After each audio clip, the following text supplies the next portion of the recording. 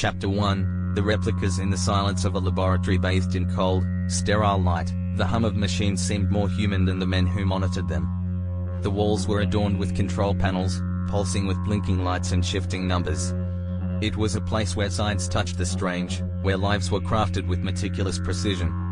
The replicas were born from this blend of technology and dubious ethics.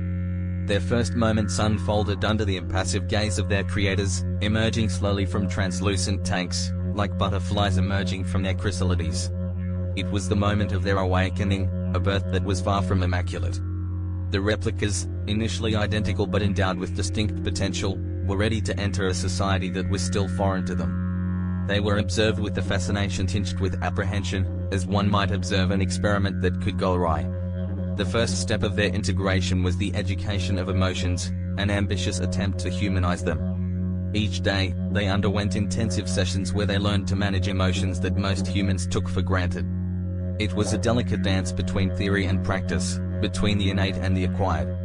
The replicas were then sent to an isolated island, dubbed the Isle of Exile. This place, far from urban centers where they might destabilize the established order, was a sanctuary for their transition into the real world. The islands were designed to place them in limited interaction with humans, preparing them to assume their roles as specialized workers. Life on the island was governed by strict routines and constant surveillance, barely concealing the underlying tensions of their existence. Aurora was one of the most promising replicas. Her emotional intelligence stood out, captivating those who observed her.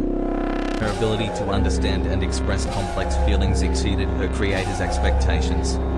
Her interactions with other replicas were marked by rare depth, which piqued the interest of Leo, a human researcher assigned to the study of the replicas. Leo was a man both captivating and distant, absorbed in his work. He had dedicated his career to improving the emotions of the clones, seeking to understand the nuances that made the difference between an imitation and a genuine human experience.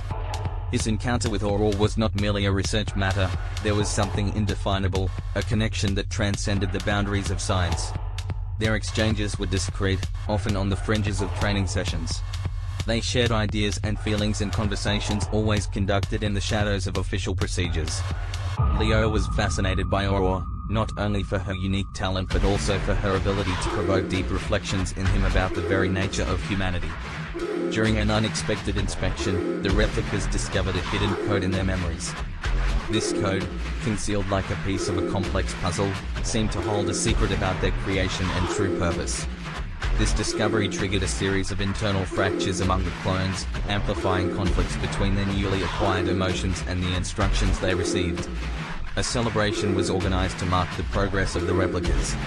It was an attempt to celebrate their successful integration, but it revealed underlying tensions. Forced laughter and superficial conversations concealed a growing unease. Aurora, in particular, found herself confronting deep doubts about her own humanity. The disturbing aspects of her programming and the revelations about her creator's true intentions were planting seeds of doubt in her mind. In this microcosm of manipulation and awakening, Aurora stood at a crossroads.